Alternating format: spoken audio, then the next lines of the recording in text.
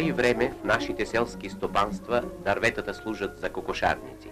Въпреки голямата полза, която нашият селянин може да има от едно добре подредено птицевъдство, кокошките все още са оставени без никакви грижи. За да намерят сами храната си, те по цял ден ровят торищата, прескачат оградите на зеленчуковите градини и правят големи пакости в тях.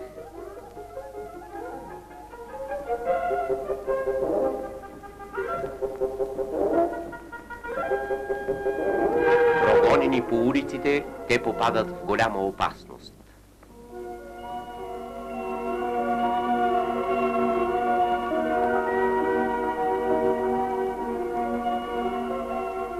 Вместо да изгори или зарови умрялата от чума кокошка, този суеверен стопанин я закача на висок прът, за да плаши и прогони болестта.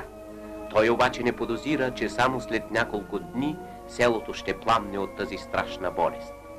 Невежеството и суеверието причиняват огромни загуби на селското ни стопанство.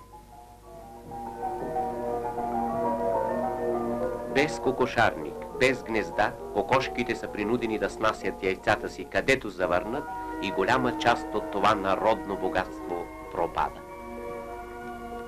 Понякога квачката сама намира скрито място за мътене, но без защитата и грижите на стопанина, с очакваните пиленца е свършено.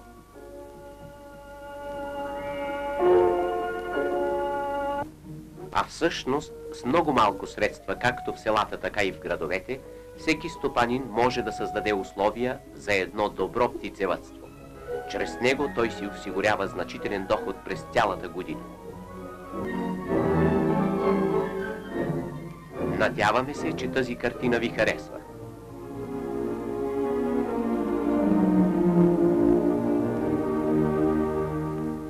Народната власт създава условия и насърчава организирането на обществени животновъдни ферми. В хигиеничните им кокошарници се отглеждат елитни расови кокошки. Расата Лекхорн е най-разпространената в света. Докато една местна кокошка снася средно 60 яйца годишно, носливостта на кокошката Лекхорн достига до 200 яйца.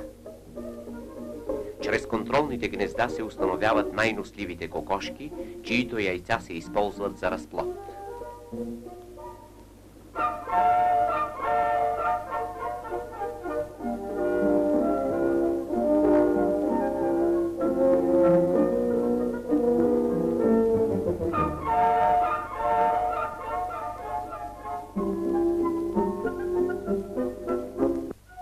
Модерните инкубатори, които вече се произвеждат и у нас, излюпването на пилетата е напълно осигурено.